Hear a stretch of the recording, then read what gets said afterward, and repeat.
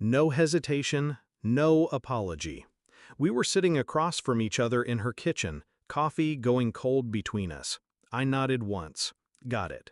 She took my calm for acceptance. It wasn't.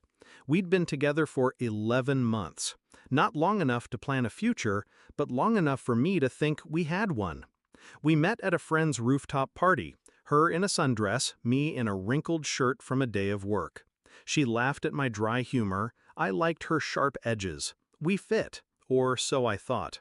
But over time, she started making comments. Not cruel, just cutting in that harmless way. Jokes about my style, about how I wasn't her type, about the magnetism other guys had. It didn't bother me, not at first, until it became the only thing she said about me. When she ended it with that line, "not attracted to guys like you," she didn't mean she wasn't attracted to me anymore. She meant she never had been. That was the sting. I didn't argue. I didn't ask her to reconsider. I left with my keys and my pride, and a seed of an idea. Her roommate, Lily, was the kind of woman people noticed without her trying. Tall, effortless, the kind of presence that drew eyes in a room without a word. We'd met maybe twice. Polite hellos, shared jokes over wine in the living room when my girlfriend was late getting ready. Nothing beyond that. But I remembered one thing, the way she'd watched me when I spoke.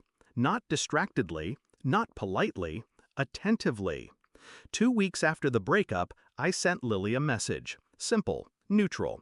"Hey, I'm organizing a small get-together this weekend. You should come." She replied in under a minute. "Sounds fun." It wasn't fun, it was deliberate. I curated that night like a stage play. Mutual friends, good music, lighting that made everyone look better. And I was different. Not inauthentic, just sharper. Fitted shirt, confidence dialed up, not forced. When Lily arrived, I gave her my full attention. Not smothering, not obvious, just enough to make her feel like she was in on something the others weren't. By the end of the night, she lingered while the last guests were leaving. 1 glass of wine became 2. 2 became her on my couch, laughing at something I barely remember saying. We didn't start dating immediately. That wasn't the point. The point was to become undeniable. Over the next month, Lily and I started showing up together. Coffee shops, bars, friends' dinners. Not as a couple, but close enough for people to start asking questions. Photos popped up online, my name in captions next to hers. I didn't tag her, I didn't need to. By week 6, my phone buzzed. Her. "Are you seeing Lily?" I left it on read. Here's the thing about attraction. It's rarely about looks alone. It's about perception, value, the way people talk about you when you're not around, and my value was climbing. Her friends, the same ones who'd once laughed at her "not your type" jokes, were now telling her how unexpected Lily and I seemed, but how good it looked. The shift came fast. She started liking my posts again, commenting on old inside jokes, accidentally running into me at places she knew I went. And then, finally, I've been thinking, maybe I was wrong. We met for coffee, her choice, same table as the day she ended it.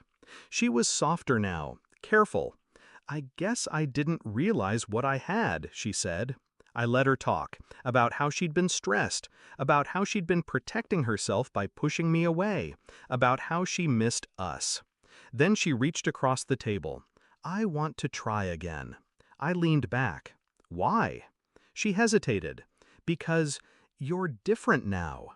I smiled, just slightly. "No, I'm the same. You're just seeing me through someone else's eyes." Her hand froze.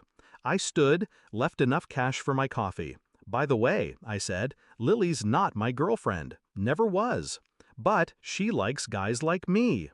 Her face shifted. Confusion, realization, then the sting. I walked out before she could answer. It wasn't about Lily. It was never about getting her. It was about showing her that her approval had never defined my worth, and that once she saw others value me, she'd realize too late what she'd thrown away. People think revenge is loud. It isn't.